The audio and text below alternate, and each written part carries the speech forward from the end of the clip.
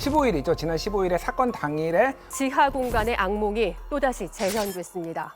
우리나라에 어떤 기상 현상이 있었냐면 13일부터 밑에 있던 정체전선이 올라오면서 이제 14일과 15일 충청도 지방에 이제 전라북도 만주가 내렸는데 지하차도에 들어섰다 20대 가까운 차량이 물에 잠겼습니다.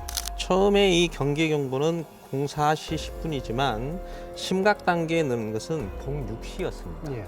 이제 국민들이 바라보실 때는 그럼 그 미호강이 범람하는 것들이 예고가 됐을 텐데 긴급 대피 명령이 이루어져야 되는 것인가에 대한 기본 핵심 아니겠습니까?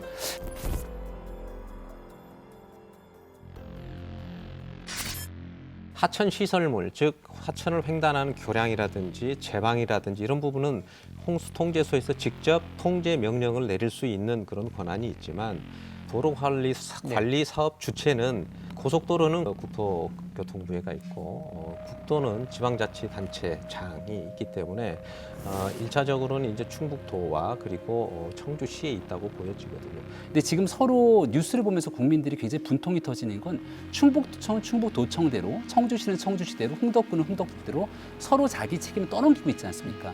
여기서 중요한 것은 흥덕구는 지방자치단체가 아닙니다. 흥덕구는 청주시의 통제를 받기 때문에 흥덕구의 책임보다는 청주시의 문제를 제기할 수밖에 없는 상황이고요.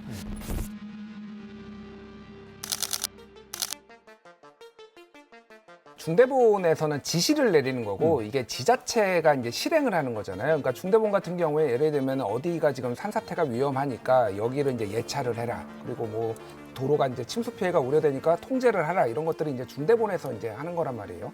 그럼 이제 이 두 가지를 이제 우리가 생각해 볼 수가 있는 거죠. 중대본이 제대로 지시를 내렸는가. 그리고 또 하나는 지자체에서 이거를 지시를 받아가지고 이거를 수행할 수 있는 전문성과 역량이 있었는가. 이 부분인 겁니다. 그러니까 지자체가 이번에는 뭐 분명히 뭐 잘못한 부분이 있는데 이런 역량을 키우는 것도 사실은 행안부가 해야 될 일인 거죠. 그러니까 지금 모든 일들이 발생하면 해당 정부에서 다 못한 것 아니냐라고 규정하고 있습니다만 중요한 것은 여기에 대한 이제 정치적인 책임, 소재 뭐 이런 부분들에 대한 공방으로 가기보다는 어떤 제도 시스템 하에서 문제점이 있었는가를 지켜보는 것이 중요할 텐데 네, 좀 말씀을 드릴게요. 그러니까 이게 뭐 정쟁화되는 거를 이제 두려워 뭐 좀 하신 것 같은데 이거를 정치의 책임을 안 물을 수 있을까요? 최소 46명이 사망을 했잖아요. 이거에 대해서는 그러면 어떤 책임을 이제 져야 되는 거죠? 그러니까 중대본이 어쨌든 실패했습니다.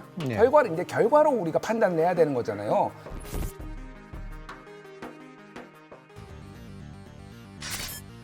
(2004년 3월 5일) 대전에 49.5cm의 눈이 왔을 때 고속도로 못 들어가게 막았거든요.